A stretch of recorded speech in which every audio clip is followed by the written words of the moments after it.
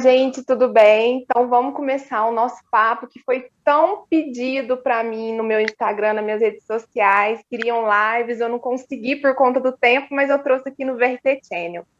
Primeiro, eu queria agradecer a doutora Naira por ter aceitado o meu convite. Muito obrigada, viu, doutora? Eu vou Imagina, é te, um prazer. eu vou te apresentar rapidamente, depois qualquer coisa você me corrige, tá bom? Tá joia. A doutora Nara, ela é ginecologista, né? É obstetra e também sexóloga, né? E falei certo?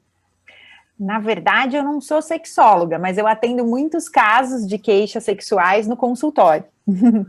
Acaba dando um suporte também, né, Com doutora? certeza. Com certeza. É uma área que o acolhimento e a escuta ativa, né? Ouvir a queixa da paciente, entender qual é o problema dela, para daí você então conseguir direcioná-la, é muito importante.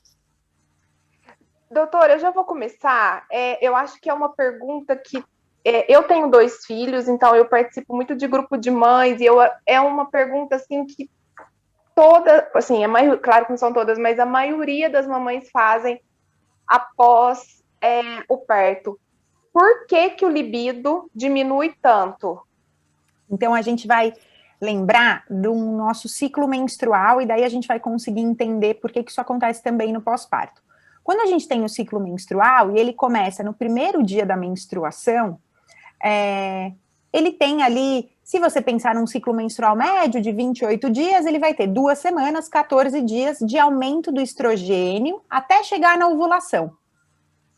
Essa é a fase que a mulher vai cada vez mais se sentindo produtiva, cada vez mais vai aumentando a libido, vai tendo mais disposição em todos os sentidos da vida.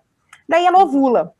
E a progesterona começa a subir depois dessa ovulação, até que chega a menstruação, quando a progesterona já está bem mais alta, justamente porque ela aumentou esperando que chegasse um embrião dentro do útero. Quando não chega o embrião, acontece a menstruação. Essa progesterona aumentando vai fazendo com que essa mulher vá se sentindo cada vez com menos disposição, com aqueles sintomas de inchaço, com menos disposição sexual por causa do aumento da progesterona. E a progesterona é o hormônio que aumenta durante a gravidez e, de forma bem importante, no pós-parto. Então, no quesito hormonal, no pós-parto, você tem um aumento da progesterona natural ali do cenário pós-parto. Você está amamentando, o que também muda esse cenário hormonal.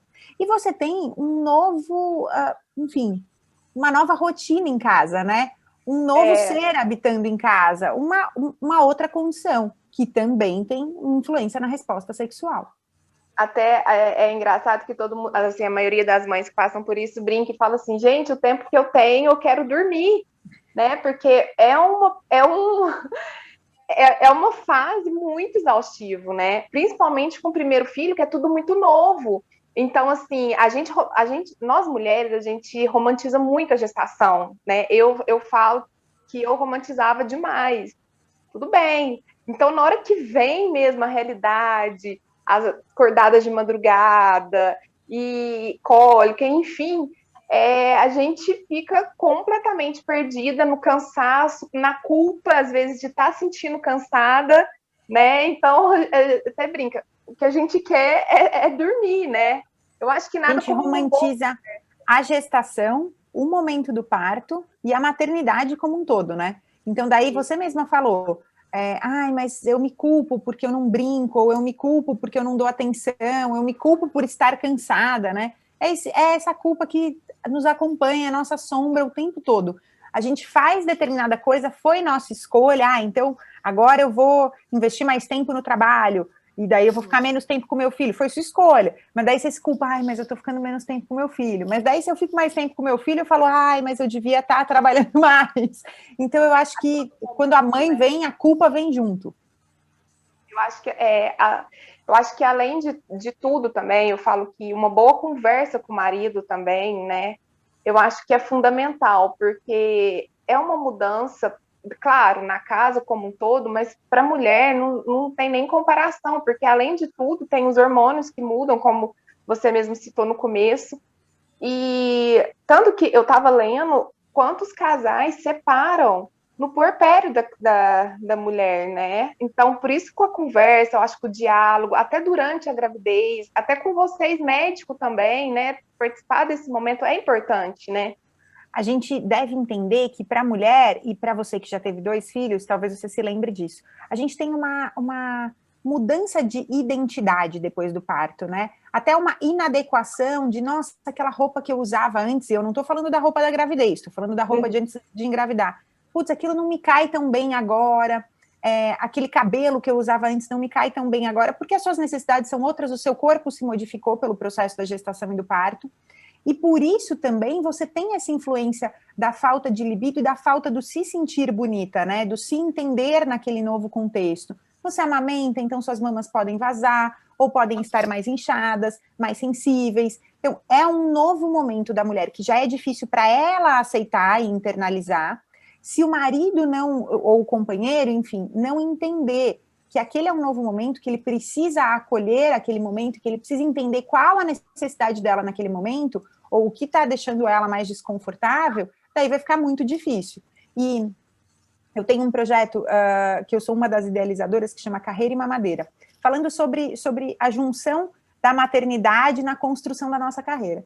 E eu sempre falo lá que, assim, quando nasce a criança, você pode surgir uma profunda admiração pelo seu parceiro, ou um intenso descontentamento, uma decepção total daquela pessoa que está do seu lado, porque ele pode entender essa sua necessidade de te acompanhar ou se afastar, né? E assim, às vezes a gente também cria expectativa demais na participação do homem, do pai, né? E isso também pode causar uma frustração, porque a gente conversa muito, lê muito, a gente sabe que para a mulher é diferente, o ato sexual, a relação, ela é diferente do homem, né? A mulher, ela tem que estar com a cabeça boa, né? A mulher, resposta sexual feminina é diferente, né? Então, a gente tem, na resposta sexual do homem, ele tem o estímulo rapidamente, a condução de sangue para a genitália, o pênis fica ereto, e ele chega à ejaculação, mas daí ele cai todo o início do processo. Então, para que ele novamente tenha uma ejaculação, ele vai precisar ter o estímulo lá do começo, para deixar o pênis ereto, etc. e tal. Nem todos, inclusive, têm essa disposição para isso. Para a mulher é diferente, você demora mais para chegar ao pico da ejaculação, então você precisa da ejaculação, no caso do orgasmo, né? Você precisa de mais estímulos visuais, táteis, sonoros e todo o restante, então você precisa de um entorno favorável, mas a partir do momento que você tem o orgasmo, você não precisa retroceder como homem desde o início. Você consegue ter reentradas, né, desse estímulo com esforços mais curtos, menores. Então, são respostas sexuais diferentes e que no momento do pós-parto, e mesmo nos meses após o parto, vão ser mais diferentes ainda, porque você precisa estar dentro daquela disposição. Então, estar dentro daquele estímulo sonoro, tátil, se envolver no processo das preliminares para conseguir ter esse crescimento da resposta sexual. Se você está preocupada com a babá eletrônica, com o filho que pode acordar, ou com o sono, ou com, enfim, tantas outras coisas, vai ser uma dificuldade maior de você conseguir chegar ao orgasmo, e daí o ressecamento vaginal, que já acontece pela amamentação, pelo hormônio progesterona que eu falei, ele vai só piorar, porque se eu não tenho essa construção do estímulo, eu não tenho lubrificação vaginal, já num cenário de uma vagina mais ressecada. Daí eu vou ter dor, vou ter desconforto na relação. Eu estava lendo que muitas mulheres sentem dor, né? Eu acho que a dor também, que vem junto com o medo, principalmente na primeira relação pós-parto, né? A gente tem o medo e a gente tem a dor, né? Muitas mulheres relatam que tem a dor. E outras mulheres também relatam que duram mais tempo essa falta de libido. Vocês médicos, assim, quando procuram, né, vocês têm alguma medicação que use para isso, para aumentar esse libido? Tudo que é medicação nessa fase de puerpério, de pós-parto, né, nesse início da maternidade, a gente tem que olhar com ressalva por causa do momento da amamentação. Em geral, medicações que estimulam o libido são medicações hormonais ou que têm estímulos de receptores hormonais. Então, em geral, a gente não pode usar nada disso para não prejudicar a amamentação. Agora, o entendimento da dor e o envolvimento do parceiro é muito importante para evitar que isso aconteça. Então, vamos pensar que depois que nasce o bebê, você tem que ficar ali pelo menos 40 dias sem ter relação, independente se o parto foi normal ou cesárea, por toda a questão do retorno do útero ao posicionamento e tudo mais. Você fica pelo menos 40 dias sem ter relação. Pode ser que tenha ficado um período antes, ainda mais se você teve que fazer repouso, se você teve algum risco na gestação. Quer dizer, pensa que por 2 meses ou mais, você não teve atividade sexual. Eu brinco que a resposta sexual é igual músculo na academia. Se você fica 2 meses sem ir na academia, daí você vai lá e vai fazer o bíceps, vai doer. No dia seguinte, no mesmo dia, no momento que você estiver fazendo, você vai ter mais dificuldade. É a mesma coisa. Então, o fluxo sanguíneo diminui para a região genital, porque o corpo entende assim, faz 2 meses que eu não estou usando, não preciso jogar tanto oxigênio para essa região. E daí você vai ter uma perda de elasticidade muscular, que você perde esse aprendizado, além do ressecamento inerente da amamentação. Então, o que a gente tem que fazer aí? Tem que ter uma relação com mais cautela, uma introdução do pênis mais vagarosa, usar lubrificante íntimo, porque esse lubrificante vai facilitar. Pode falar, eu acho que... não, era isso que eu ia comentar. Antes da gente gravar esse programa, eu estava lendo sobre sexualidade pós-maternidade, e eles falam, né, que é a hora até do casal, é como se eles fossem se redescobrir de novo, porque acaba mudando também, né, vai mudando tudo. A mulher, tanto que você falou, com o corpo, né, ela começa a olhar para um eu, às vezes tem aquela dificuldade do corpo em ter voltado, então o casal está na hora de se redescobrir, então se está doendo, olha, vamos tentar um lubrificante, ou vamos vamos fazer de algo assim diferente, vamos com calma, se conhecer também, né? Conhecer aquela fase que eles estão vivendo de novo. Tem até um relato que uma mãe fala assim, o medo que a gente sempre tinha era começar e a criança chorar, e aí acabava com o clima, mas o casal também vai ter que aprender com isso, né? É um aprendizado geral, assim, porque a gente também precisa ter esse momento homem, mulher, voltar a ter a rotina que tinha antes da criança também, né? Porque o casamento é também a relação, é o se reencontrar ali, o momento dos dois, né? Eu acho que isso é muito importante, né, doutora? Claro, você não pode abrir mão de um braço pelo outro, né? Então, vocês estão construindo uma família e recebendo um bebê novo em casa, que ótimo, mas aquele braço homem e mulher tem que continuar existindo. E ele nunca vai ser igual ele era antes da maternidade, mas isso não quer dizer que ele vai ser pior. Ele pode ser até melhor. Pode ser que esse enlace do casal, esse conhecimento, seja fortificado pela chegada do bebê, mas as rotinas vão mudar. Então, o que funcionava antes, eu gostava de fazer sexo à noite, ou eu gostava de fazer sexo de manhã, pode ser que na rotina com o bebê não se aplique mais, e vocês tenham que entender novas opções. O lubrificante que antes eu não precisava usar, agora eu preciso, não tem problema, usa o lubrificante, ele está aí para nos ajudar.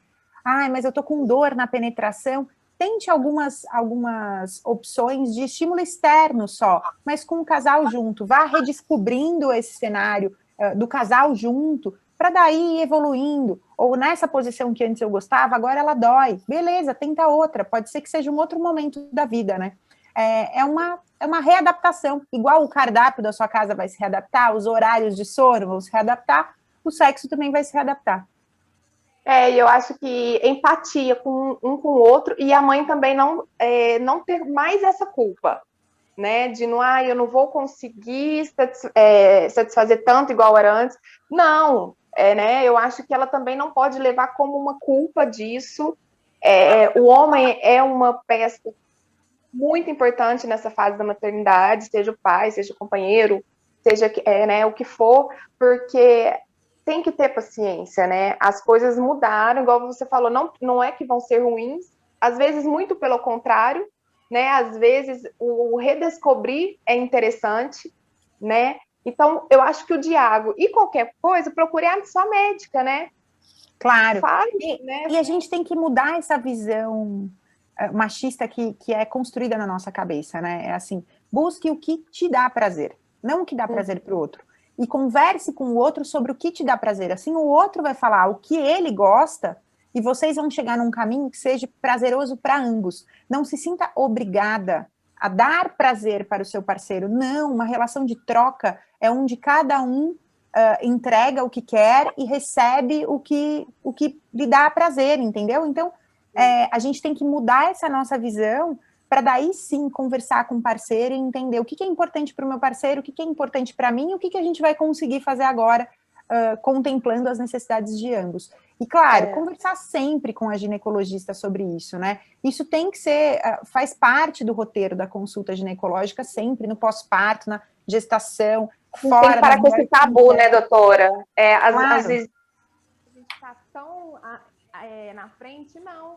Né? A gente tem que quebrar esse tabu, conversar mesmo. E uma coisa que você falou que é importante, nós mulheres não temos que sentir na obrigação de satisfazer eles. A gente também quer que eles nos satisfaçam também. E se você não tá afim naquele dia, ok, você não tem que se sentir obrigada a isso.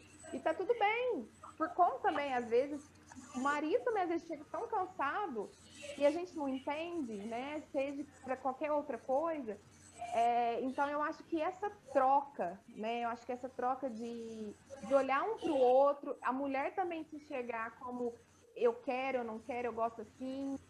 Vamos mudar assado, vamos também pedir para o homem, não é nem ajudar, eu falo que pai não ajuda, né? Pai participa. Participar também da rotina da criança, para não ter essa sobrecarga na mãe. Claro, já é uma exigência. Ajuda, né? Eu brinco que metade do DNA da criança é de quem? Metade é minha, metade é sua. Então, a metade da função é minha e metade é sua. Não tem que ter essa... Isso é uma visão muito machista e a gente tem que desconstruir para não criar os nossos filhos nessa visão. Meninos e meninas. Somos todos iguais, com funções diferentes na casa e cada um vai exercer a sua função, a gente vai dividir elas direitinho com metade para cada um. Um somando o outro, né? Eu acho que isso que é família, seja ela como for, da forma como for, acho que a soma é importante, a conversa é importante, tanto para voltar a ter a vida sexual ativa, tanto para qualquer, na educação dos filhos, né, na parte que cabe a todo mundo da casa, né, eu acho que é isso, e sempre se tiver alguma coisa diferente, procurar ser um ginecologista, acho que não tem que ter vergonha, não tem que, né, quebrar esse paradigma de vergonha, e eu acho que é isso, né, doutora? Eu queria que você deixasse uma mensagem para as mães que estão passando por isso, orientação para elas. É um prazer falar sobre esse assunto, porque esse assunto tem que ser mais falado, né? A maternidade, o parto, o pós-parto tem que ser menos romantizado e mais realizado, da forma que ele pode e irá acontecer, e vai ser legal mesmo assim, as experiências das pessoas são diferentes. Então, conversar sobre esse tema, você só soma experiências diferentes para conseguir entender que a sua também não vai ser 100% e nem vai ser super horrível e você vai chegando no meio termo. Sempre converse com a sua ginecologista, procure a sua ginecologista para todas as dúvidas que você tiver sobre essa área e não entre nesse momento pós-parto achando que vai ser pior ou que vai ser mais difícil. Pense que é uma redescoberta, que pode ser muito melhor. Acho que é isso. Recado dado, doutora. Eu queria muito agradecer, eu sei que está super corrido, e então, muito obrigada mesmo por ter dado um pouquinho de luz nesse momento que é tão mágico para nós mulheres, né? Muito obrigada de coração, viu, doutora? Obrigada, um beijo para todos vocês. Beijo, tchau. Bom, gente, agora a gente está aqui com a Virgínia Gaia. Ela é psicanalista, ela é, como que a gente pode dizer, astróloga, isso? Estou errada? Sim, também sou astróloga, porque eu trabalho, né, com astrologia de relacionamento, então sou psicanalista e sexóloga, né, atuando dessa maneira com abordagem holística, né, então, assim, eu busquei uma certificação em sexualidade para poder atuar, além de fazer os mapas astrais e analisar relacionamento do ponto de vista astrológico, também atuar do ponto de vista terapêutico nesse sentido. Virgínia, eu já vou começar falando, eu achei muito interessante o seu trabalho, E então eu queria fazer uma abordagem assim diferente, que eu acho que o pessoal ainda não viu muito para essa linha. Às vezes fica tão só no formato físico, só naquela coisa assim de os hormônios, mas essa sua visão mais holística, mais eu falo até que mais humanizado mesmo também, assim. Você acha que, igual, por exemplo, a gente está falando agora sobre a sexualidade pós-maternidade, né? Que é muito comum entre as mulheres o libido diminuir, né? E às vezes elas até se sentem culpadas por isso, que não devem sentir. Mas você acha também que a parte espiritual, a parte interna da mulher, às vezes a falta de olhar também para si, se auto-reconhecer nessa nova fase, causa essa queda de libido? Também, assim, é sempre um conjunto de fatores, por isso que a gente tem que fazer um pouco o exercício do livre os pontos. Acho que a abordagem holística é exatamente isso. A gente não, né, a gente também considera, e a gente vê que isso é um dado científico, de que existe sim uma questão hormonal, uma questão física propriamente dita, que interfere nesse processo. O que é diferencial da abordagem holística? Além da gente contemplar esse aspecto, digamos, mais fisiológico, né, que envolve questões hormonais, a gente também vai lidar com outras dimensões, digamos, do ser humano. Então, olhando para essa mulher, a gente tem um caráter psicológico também do ser mãe, né, que vem junto com, existe o fator hormonal, existe o fator psicológico e o fator cultural. E aí, a espiritualidade, ela entra meio que como base em tudo isso. Por que a gente vai pensar também na espiritualidade? Se a gente for olhar, fazer uma perspectiva histórica, a gente vem num processo de repressão do feminino. E, obviamente, que as várias facetas do feminino, muitas vezes as mulheres, por essa questão cultural, por essa questão histórica, que envolve também a espiritualidade, afinal, a gente passou a culpabilizar a mulher pela vida sexual dela, né? A gente passou a culpar uma grande mãe que a gente não pode olhar o aspecto sexual também dela, né? A gente faz um certo culto aí, essa coisa, a mãe virgem, né? Então a gente cria como se a gente tivesse que dividir essa mulher mesmo. A mãe é totalmente dividida da mulher sedutora, que por sua vez é totalmente dividida da mulher profissional, e a gente sabe que na prática não funciona assim. É uma mulher com essas várias facetas, né? E a gente tem, historicamente, se a gente for olhar nas culturas, nas religiões, nas mitologias, a mulher sempre teve vários papéis, né? A gente sempre teve aí diversas deusas com vários papéis.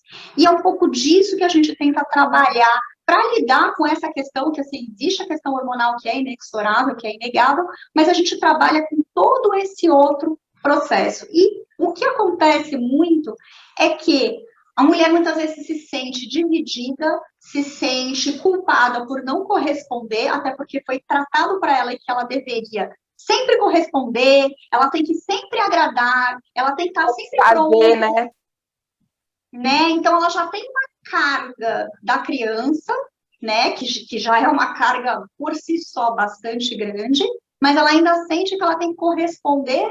E outra, a gente não levou para os homens a paternidade, perceber que eles também têm um pós-parto, ainda que não o físico, do ponto de vista tanto psíquico e até espiritual. Poxa vida, gente, eles também têm o pós-parto, também tem uma criança pequena para lidar. E como que a gente não olha também, né, para essas questões, e que muitas vezes, por que o homem acaba não tendo essa crise, né? Ele passa batido pela crise, por quê? Porque nunca foi exigido dele, né, essa carga. Nunca foi olhado por esse ângulo, né? Nunca foi olhado por esse ângulo, né? Ele, assim, o pós-parto, para ele, a vida dele muda muito pouco, ainda muda muito pouco. Quando a gente passar a entender que a vida dele também tem que mudar, né, na mesma medida, eu acho que as coisas tendem a evoluir. É até um pouco do machismo mesmo, né? Entender que quando nasce uma criança, nasce um pai e nasce uma mãe, né? Exatamente. A obrigação, os deveres, os direitos têm que ser divididos como tal. O pai não vai ajudar, o pai vai participar. E ele participando diminui a sobrecarga na mulher também, e isso influencia até na vida, né, sexual do casal. Né? Não, eu vou te dizer uma coisa, além dessa questão hormonal das mulheres, né, além dessa questão sexual afetando as mulheres abaixo do desejo, também existe um outro lado, e aí não hormonal, mas muito psicológico do homem, muitas vezes, que passa também a ter uma dificuldade de conciliar a esposa, a mãe e a namorada sedutora, sabe? Ele também existe muitas vezes, não é raro, tá, Jéssica, casos, eu já tive casos clínicos aqui atendendo, de pessoas realmente, de casais, em que o problema não era só a mulher estar com menos desejo, era também do homem ter uma dificuldade de lidar muitas vezes com o corpo da mulher. Eu tive, por exemplo, o caso de um casal que eu atendi, em que eles tinham, assim, várias fantasias, com isso, de brincar com os seios da mulher, né? Eles tinham isso antes do bebê, antes da gravidez, e antes do parto, tinham muito essas brincadeiras, né? Eu tinha um certo fetiche com mamilos, com seios. Quando veio a criança, passou a ser um tabu, porque ela estava amamentando. E era um tabu para ambos, tá? O brincar, com fazer as mesmas brincadeiras, sendo que tinha leite, tinha uma criança ali amamentando. E aí, o que a gente entra? A gente entra com um trabalho de educação sexual mesmo, de redescobrir a sexualidade, de retomar isso com naturalidade, de entender que ali que é um processo da maternidade, que depois dá para brincar também muito nisso. Então, Que é uma esse fase, processo, né? que é uma fase, e que, assim, gente, vamos pensar que é uma fase que, vamos, assim, pensando em pais participativos, é uma fase de muito trabalho para os dois, né, assim, a gente, infelizmente, na maior parte, assim, que a gente vê na sociedade, que ainda é um trabalho muito mais feminino do que masculino, mas se a gente tiver uma divisão legal, os dois são muito sobrecarregados, né, então também quando a gente está com a cabeça cheia de obrigações, a sexualidade também tende a dar uma baixada, sabe? E eu acho que a mulher tem que parar de se cobrar também um pouco, né? E saber pedir ajuda é muito importante. A gente nunca vai dar conta de tudo. Eu falo que eu já tive crises de ansiedade pós-maternidade, principalmente eu tenho 2 filhos, né? Depois da minha primeira gestação. Na minha primeira gestação, quando eu ganhei, eu tive uma depressão pós-parto, não foi tão forte, mas foi muito significativa para mim, porque eu romantizei demais a maternidade. E, uma né, questão a gente se cobra muito. E às vezes, assim, eu tive sorte que o meu marido, ele sempre foi muito... Ele entende muito, assim, ele tem uma paciência muito grande. E eu perdi total... Eu ficava irritada com tudo, assim, e tanto que na parte sexual ainda a gente fala, o pouco que eu tiver, eu quero é dormir, né? A gente quer dormir, eu não quero fazer nada. Ou a gente até brinca, assim, nossa, eu fico torcendo pro meu filho acordar no meio da noite e tal, porque eu tô cansada, e às vezes você tem medo de falar, não, eu não quero, né? Que a gente acha que a gente tem que estar sempre satisfazendo eles, né, Virginia? Eu acho que isso tem que ser quebrado, né? Isso é uma coisa muito presente, né, ainda na nossa cultura. Ainda a gente volta naquela questão, né, muito da mulher, a gente enfatizou muito a mulher mãe, virgem, doadora, sempre benevolente, sempre cordata, sempre, né, sempre servindo. E isso alimentou, né, toda uma dinâmica ainda muito presente em alguns casais, né, acho que tem vários casais que ainda têm essa dinâmica, e que muitas vezes é isso, né? A mulher, ela tem que dar conta de uma carga muito maior e ainda com o cara contente, né? E ainda linda, né? Acho que a gente muitas vezes até tem uma certa... Eu acho, às vezes, um serviço até de ficar mirando, por exemplo, em casos de celebridades, que vai fazer ensaio pós-parto, e aí ela mostra aquela barriga toda chapada, maravilhosa, aquele corpo em cima.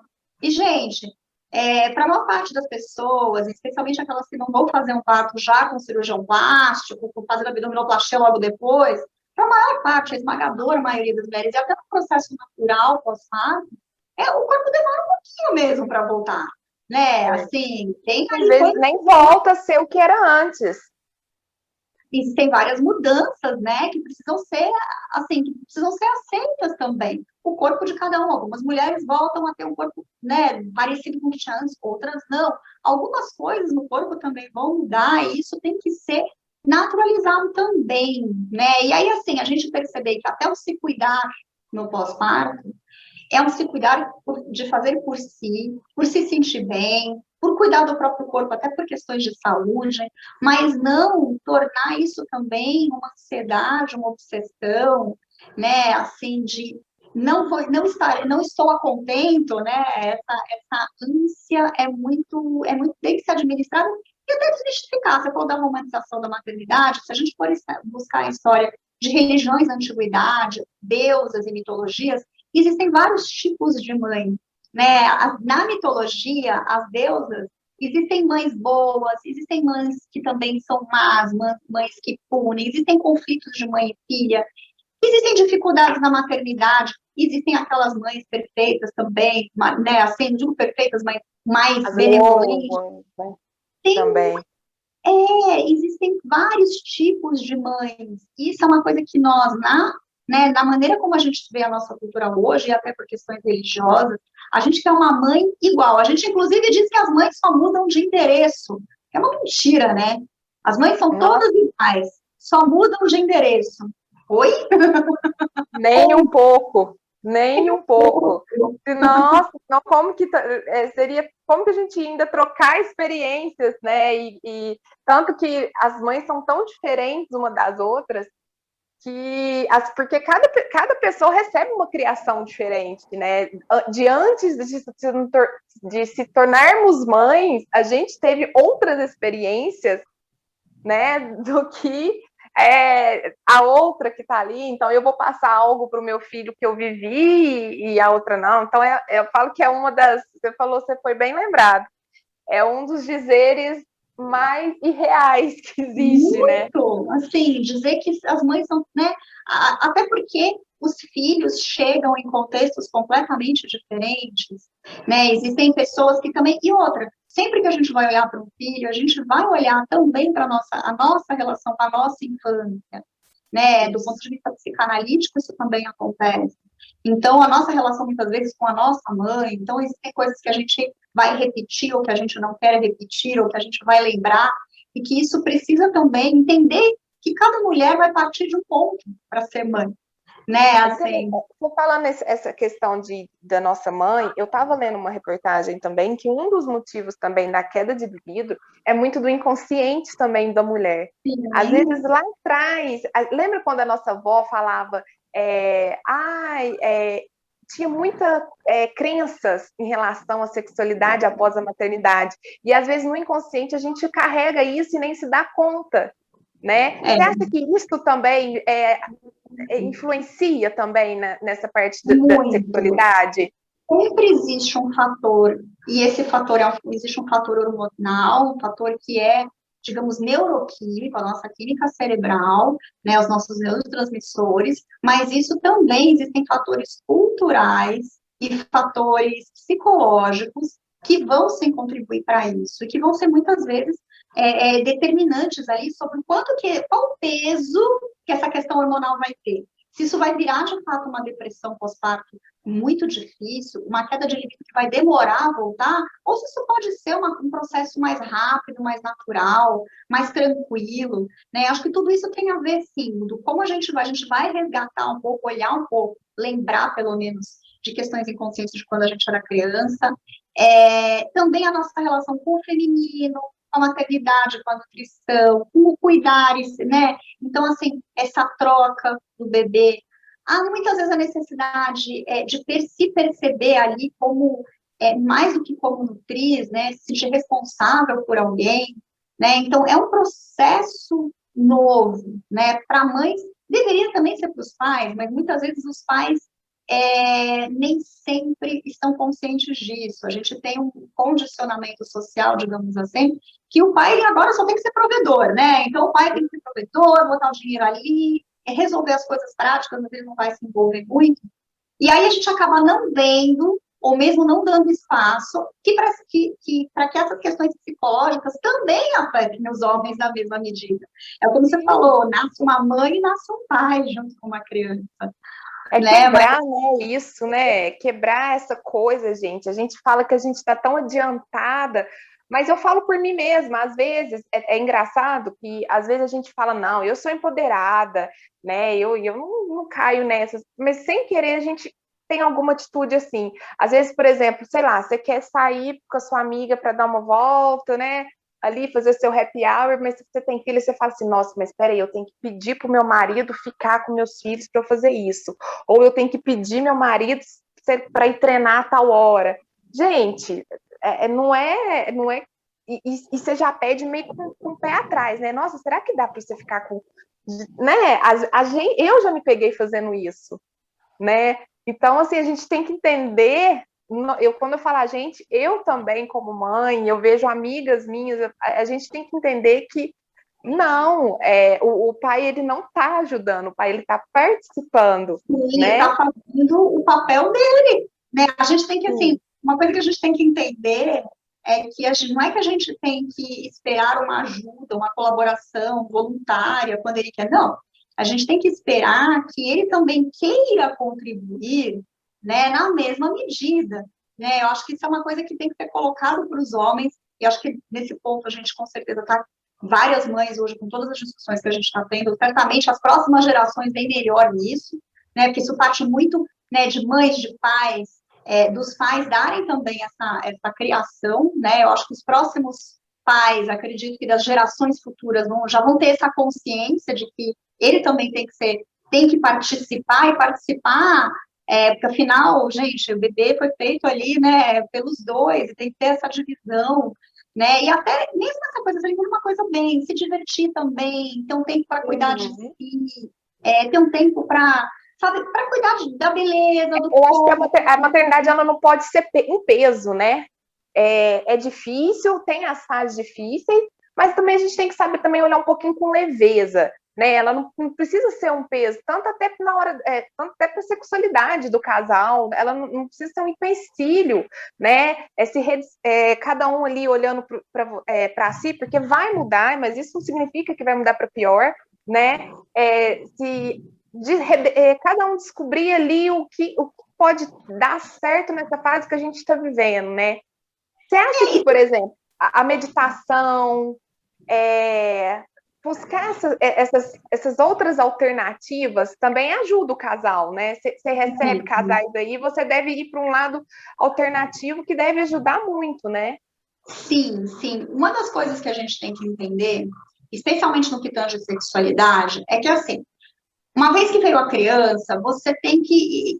A rotina toda do casal vai ser repensada. Então, muito provavelmente, algumas, assim, a maneira como iniciava o ritual todo, que eu acho que a gente vê como ritual, a maneira como isso iniciava, vai ter que ser repensada. Até porque existe toda uma questão de que você vai ter mais alguém na casa, geralmente o casal estava sozinho na casa, só pelo fato de ter ali uma criança, né, vai ter que ter horário, espaço, porque tem todas essas questões. E isso tem que ser contemplado, isso tem que ser agregado. Então, a maneira como começa o ritual já vai mudar um pouquinho. O casal tem que reaprender isso, porque ele não tinha essa realidade até então. Então, é um novo aprendizado. O importante é onde a gente vai colocar o nosso prazer, e eu não falo só do sexo em si, o prazer do casal e a intimidade do casal. O tempinho ali para fazer alguma coisa gostosa juntos, para fazer uma coisinha a dois ali, nem que seja rápido, mas para ter momentos de intimidade. Começa disso. Depois, existe também um exercício, e aí entra o exercício meditativo, a ideia de trabalhar, entender, muitas vezes as meditações ajudam a entender essas várias facetas, né? Entender que a gente pode ser, no mesmo dia, e isso é uma coisa saudável, que a gente seja no mesmo dia, a mãe nutriz, o pai que também nutre, né, com a mãe, esquecer um pouco da figura da mãe e ser a mulher ardente, o homem conquistador, e isso muitas vezes, né? Lembrar que você também, antes de ser mãe, você é uma mulher, né? é uma mulher, e trazer essa questão, muitas vezes, meditações, exercícios, além da conversa, obviamente, mas meditações, eu trabalho também muito com florais, né, os florais de Bach, por exemplo, que entram como um complemento em relação, existem algumas mulheres, em alguns casos, em que, de fato, a medicação é necessária, e muitas delas, inclusive, já estão usando medicamentos, mas a gente pode entrar com o floral como um complemento, não dá interação, pode usar junto. As meditações acabam entrando como uma prática que ela faz no dia a dia dela, Aliás, essa é uma coisa que eu também gosto de quebrar um pouco o mito. As pessoas acham que para meditar você tem que estar no alto da montanha zen. Eu falo, Virginia, como é que eu vou meditar? Nenhum, gente. Antes de dormir, eu falo porque eu medito todos os dias. E eu vou te falar, eu ainda até gravei um stories ontem falando sobre isso. Eu tenho crise de ansiedade. Gente, depois que eu coloquei a meditação na minha vida, e assim, eu não vou para lugar nenhum. Gente, Eu coloco no YouTube meu foninho ali, na hora que as crianças estão dormindo, que eu vou deitar, eu faço uma meditação. Olha, eu posso falar, seja para o que você quer, para ansiedade, seja para o libido, seja o que for, gente. Nossa, não tem desculpa para falar que não é para fazer, né?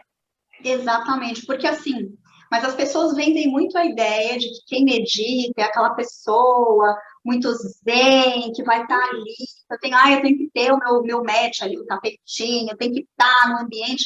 Não tem essa não, gente. Eu acho que assim, primeiro pensar que a meditação pode ser uma coisa que também não precisa ser 2 horas de meditação, a gente pode meditar poucos minutos, fazer aquilo ser efetivo. Existem meditações para diferentes finalidades, para ansiedade, acho que é o mais conhecido, mas a gente também pode trabalhar essas questões de corpo, relação com o corpo, a ideia, justamente o aspecto sensual, mexer com o libido, também existem meditações que ativam esse tipo de coisa, meditações com visualização, que a gente trabalha.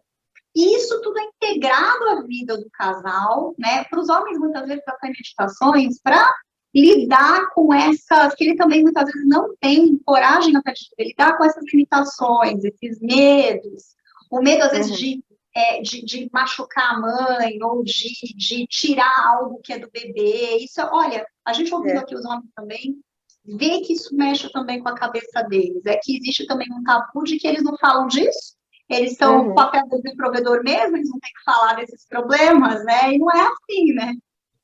É aquele negócio, né? Parece que eles estão invadindo o espaço da criança, né? Nossa, como assim? Porque o peito tá cheio de leite, né? Às vezes o corpo, a barriga agora tem aquela cicatriz que faz você lembrar, e às vezes são gatilhos mesmo, né? E a gente também não vê, não enxerga também o lado do homem, né? Para você ver como que essa conversa é importante, né? Como tem que ser mais conversado. Né? Dentro do casal mesmo, tem que ter bate-papo aberto, sabe? O casal mesmo tem que conversar sobre tudo isso. Até para a mulher poder ter espaço nessa coisa, né? Também na coisa da ânsia do servir, muitas vezes ela não está falando o que está acontecendo com o corpo dela, né? Se ela está sentindo alguma coisa que não está legal ainda. Esse tipo de conversa tem que acontecer de uma maneira mais fluida, mais leve. Como você usou um termo muito bom, mais leve, porque já tem uma série, é fato que é uma responsabilidade muito grande, mas ainda assim tem que ter o lado leve e o lado lúdico. Não é só com a criança que vai brincar, tem que brincar e o casal também tem que ter suas brincadeiras. Claro, e deixar assim bem claro para os dois que vai mudar, mas não vai ser ruim, né? Vai ser só diferente. E que bom também que muda, porque às vezes às vezes vai até mudar até para muito melhor do que era antes. Sim. Mas também respeitar o medo também. Falar, olha, os dois falam, eu tô com medo de chegar na hora, às vezes eu ainda tá meio incomodado, ou ela incomodada. Vamos tentando de uma forma, acho que igual mulher, tem muita mulher que costuma ter dores, né? Olha, vamos tentar de uma outra forma, porque assim eu tô tendo dor, né? Eu acho que primeira coisa, é quebrar esse tabu de falar da hora do sexo. Eu acho que, né? A gente acha que não, mas até hoje isso tem. Até hoje. Os casais, inclusive, eu costumo dizer que a gente está numa fase em que, assim, as pessoas...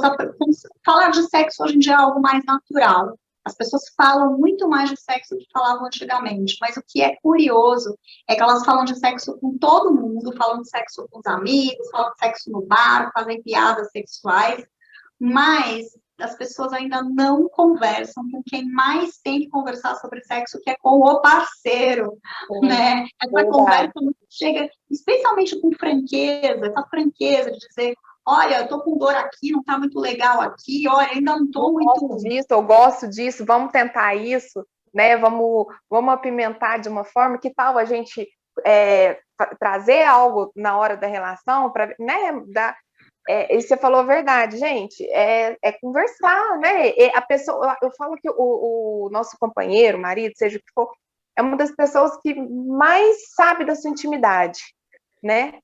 Então, é com ele que você tem que conversar, porque é com ele que você tem relação.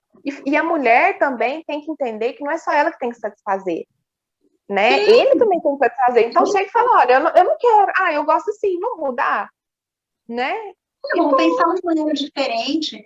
Até porque aquilo, tem que achar esse espaço, né? Vai começar a brincadeira como? Tem que reaprender essa maneira de começar a brincadeira. Às vezes vai ter que ter um horário, ver que vai ter um date determinado dia, um date dentro de casa. Eu falo que as pessoas têm que começar a marcar encontro dentro de casa muitas vezes.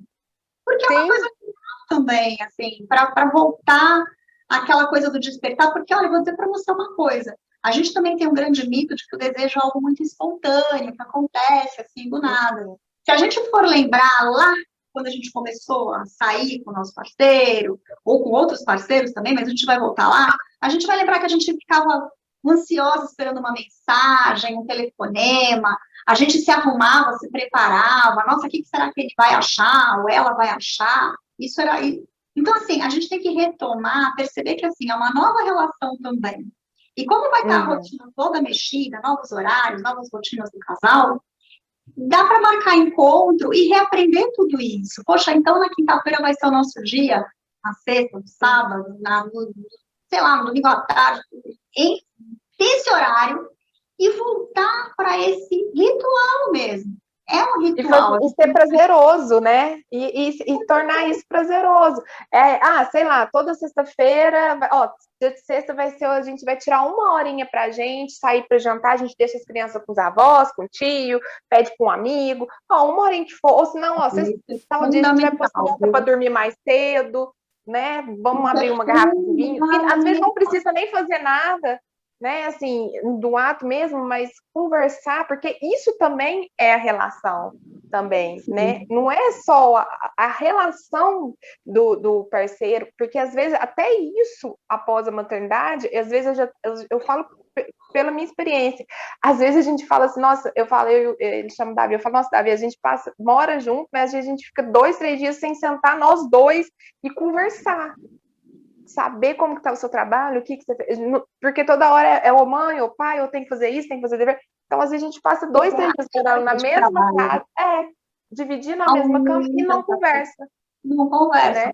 E assim, acaba virando assim, as conversas quando vão acontecer, é sempre, querido, passa na farmácia, precisa comprar fralda, olha, precisa trazer leite, precisa fazer, né? Acaba sendo uma conversa muito nisso, né? E aí acaba deixando de ter as conversas picantes, o papo sobre a vida, aquelas conversas que jogar a conversa fora, falar de alguma coisa que viu, que aconteceu, dar risada junto. Você falou de um ponto que é fundamental, que assim, tem que ter, eu acho que assim, a gente precisa ter, né, o amigo, amiga, madrinha, avó, talvez uma babá, uma pessoa de confiança, uma rede de apoio, né? Uma rede de apoio para, assim, deixa o seu filho um pouquinho, tenha isso, sabe? É até saudável para a criança também ficar um pouquinho longe dos pais e aprendendo isso. Deixar filho, sabe? É aquela que você falou, uma horinha por semana, sabe? Deixar ali de lado um pouquinho, esquecer um pouco, saber que tá ali, tá bem cuidado, sabe? Vai fazer outras coisas, vai ter algum programa a dois. Isso é uma coisa que é bem importante para o casal, bem importante. E aí também, assim, acho que quem também está em volta do casal, eu falo que isso também é uma educação para quem está em volta do casal também. Amigo, madrinha, amiga, avó, tio, tia. Eu acho que assim. Seja uma horinha, eu tenho certeza que todo mundo consegue essa horinha, né?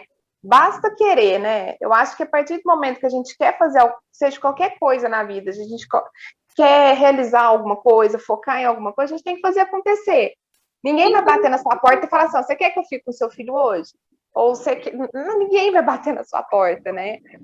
Então, gente, tá tudo bem, pedir ajuda, tá tudo bem, deixar o seu filho uma horinha com alguém, isso faz, igual você falou, isso faz bem, né? Até para ele desvincular.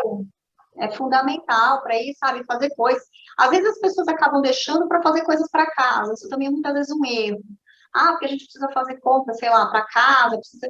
Gente, os assuntos da casa, tá bom, também tem que cuidar, mas a gente tem que lembrar que além desses compromissos, tem que ter um momento de não fazer nada juntos, sabe?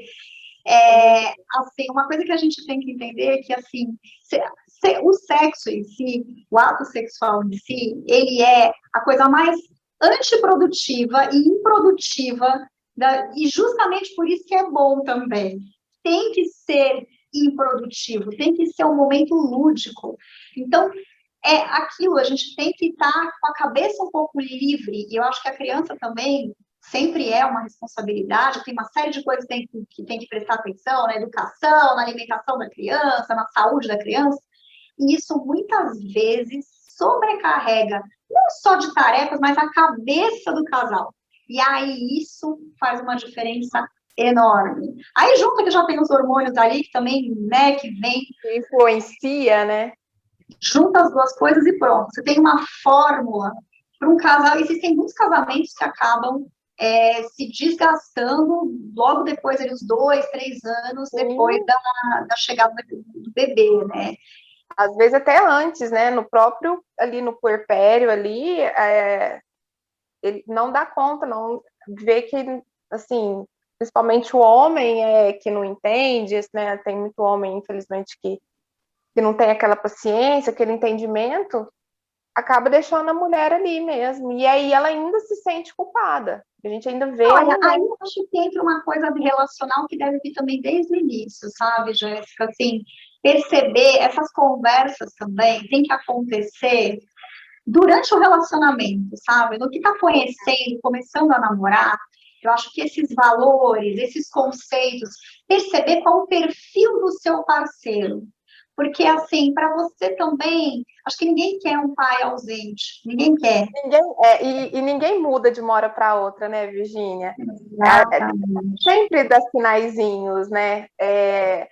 Eu falo que eu ouvia muito as pessoas falarem assim, tem gente que, nossa, a maior besteira é alguém que fala, eu vou arrumar um filho para segurar fulano, eu vou casar porque meu namoro faz mal. Gente, é completamente ao contrário. O casal que fica junto após os filhos é porque, assim, eles tiveram uma base muito boa, né? As pessoas têm essa ideia, assim, ainda existe isso, mas é realmente uma ideia completamente equivocada. Na verdade, idealmente a criança, claro que a gente sabe que muitas vezes pode acontecer de não ser assim tão planejado, né? Acontece. Sim. Mas, assim, a criança tem que vir meio que coroar uma relação que é bacana, porque se a relação não estiver bem, a tendência é que a criança só venha piorar esse cenário. E é por isso também que a gente tem que entender muito o padrão comportamental e o perfil do nosso parceiro, para a gente não ser pega de surpresa. Até porque, Jéssica, e aí vai um pouco para o lado da paquera, de estabelecer um relacionamento, a gente tem que ter essas conversas desde o começo, sabe? Essas conversas assim sobre todos esses temas que são temas tabu, né? Justamente para que depois, para que a gente perceba quem é o nosso parceiro, como é que é a cabeça dele.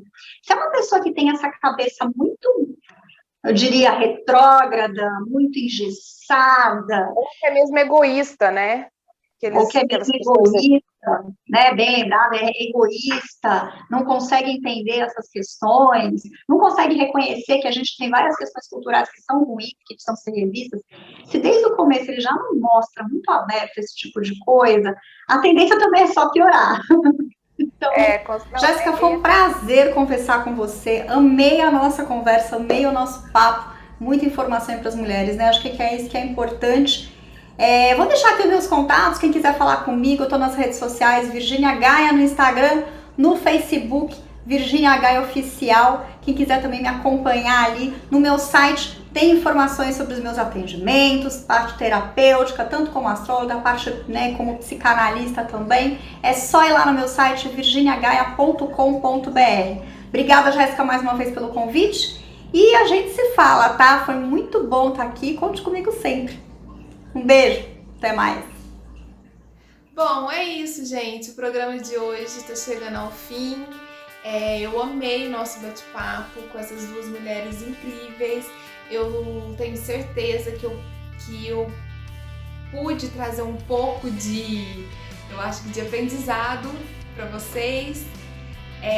Conversem, eu acho que não tem segredo, é conversar, né?